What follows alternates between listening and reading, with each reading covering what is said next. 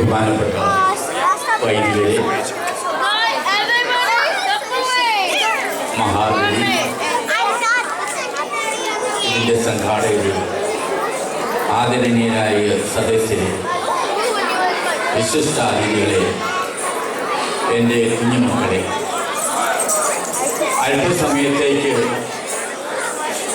നമ്മുടെ കൊച്ചു കേരളത്തിലേക്ക് പണ്ട് തിരുവോണം ആഘോഷിച്ചിരുന്ന ആ കൊച്ചു കേരളത്തിലേക്ക് നിങ്ങളുടെ ശ്രദ്ധയെ ഞാൻ ക്ഷണിക്കുകയാണ്.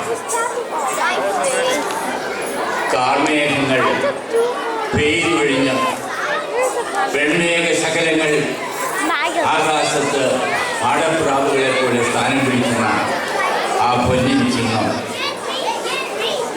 ഭൂമി മഴയിൽ കുളിച്ച് ചിഹ്നം പുലരിയിൽ പൊന്മയിൽ തോർത്തി ഒരു നവോടയെ പോലെ, പുത്തൻ പെണ്ണിനെ പോലെ, ഒരു നവവധുവിനെ പോലെ അണിഞ്ഞൊരുങ്ങിയിരിക്കുന്ന ആ പ്രകൃതി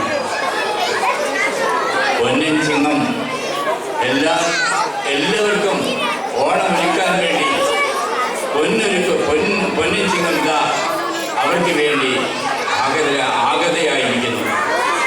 അങ്ങനെ ഭൂമി രൂപവതിയായി പുഷ്പിണിയായി എവിടെ നോക്കിയാലും പൂക്കളും കളികളും നിറഞ്ഞ ആ ഭൂമി. കൊച്ചുകുട്ടികൾ, ബാലികാബാലകന്മാർ, നിങ്ങളെ പോലുള്ള ബാലികന്മാര്, ബാലന്മാര് പൂക്കുടകളുമായി പൂവറിക്കുവാൻ പോവുകയാണ്.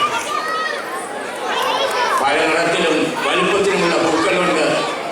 അവർ പൂക്കളം വയ്ക്കുകയാണ്. ഇതാ ഇവിടെ തൊട്ട് താഴെ തന്ന ആ പൂക്കളം നോക്കിക്കേ.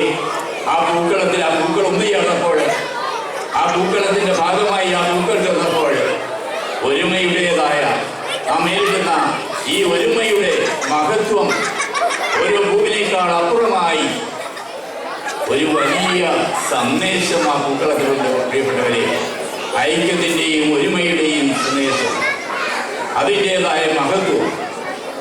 ഇനിയും നമുക്ക് ആ പൊന്നിൻ ചിങ്ങമാസത്തിൽ സദ്യ ഒരുക്കുവാൻ വേണ്ടി പാകത്തിന് ഭൂമിയിലേക്ക് ഇതാ തന്നെ പൊന്നുവിളയിക്കുവാൻ വേണ്ടി കർഷകരെ മാടി വിളിക്കുകയാണ്.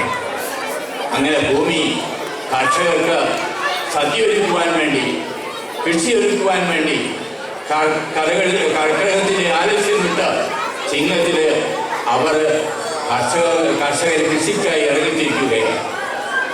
അവരുടെ പത്തായങ്ങൾ കൃഷിയിൽ ഫലങ്ങൾ കൊണ്ട് നിറഞ്ഞു.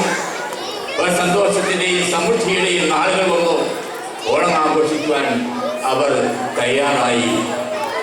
അങ്ങനെ കാർഷിക വിളവെടുപ്പിൻ്റെതായ ഒരു ഉത്സവം കൂടിയായി പണ്ട് ഓണം കണ്ടിരുന്നു. ഞാൻ അവിടേക്കൊന്നും വിശദീകരിക്കുന്നില്ല, കടക്കുന്നില്ല.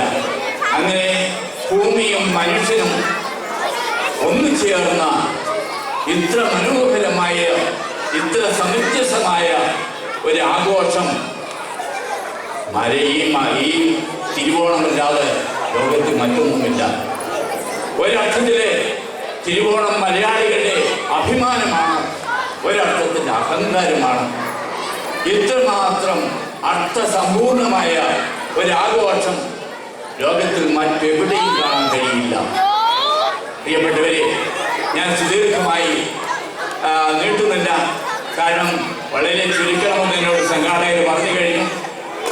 ഞാൻ നമ്മുടെ ഇന്നത്തെ ഈ തിരുവോണത്തിൻ്റെ യഥാർത്ഥ പ്രതിരൂപമായ മഹാബലി അവിടേക്ക് മാത്രം ഞാൻ വരികയാണ്. മഹാബലി അസുര ചക്രവർത്തിയാണ്. അസുരൻ എന്ന് പറഞ്ഞാൽ ദുഷ്ടനാണ്. സുരൻ ദേവൻ, അസുരൻ അതിന് വിപരീതാർത്ഥം. അസുരനായി ജനിച്ച, ദുഷ്ടകുലത്തിൽ ജനിച്ച, നീചകുലത്തിൽ ജനിച്ച മഹാബലി നാടുവാഴുകയാണ്. ആ മഹാബലി നാടുവാണപ്പോൾ എന്താണ് അവസ്ഥ? മാലോകരെല്ലാം ആമോദത്തോടെ, കള്ളവുമില്ല, ചതിയുമില്ല, വെള്ളോളമില്ല, പൊടിവചനം, കള്ളപ്പറയില്ല, ചെറുനാടിയില്ല, കള്ളത്തരങ്ങൾ മറ്റൊന്നുമില്ലാത്ത ആ കാലഘട്ടമാണ്. നമ്മുടെ തത്വചിന്തകന്മാരെ, ദാർശനികരെ, എല്ലാ മതങ്ങളും തേടുന്ന അമൂല്യമായ ആ സാമൂഹ്യ സമത്വത്തെ പറ്റിയുള്ള ഇതിനേക്കാൾ സമഞ്ജസമായ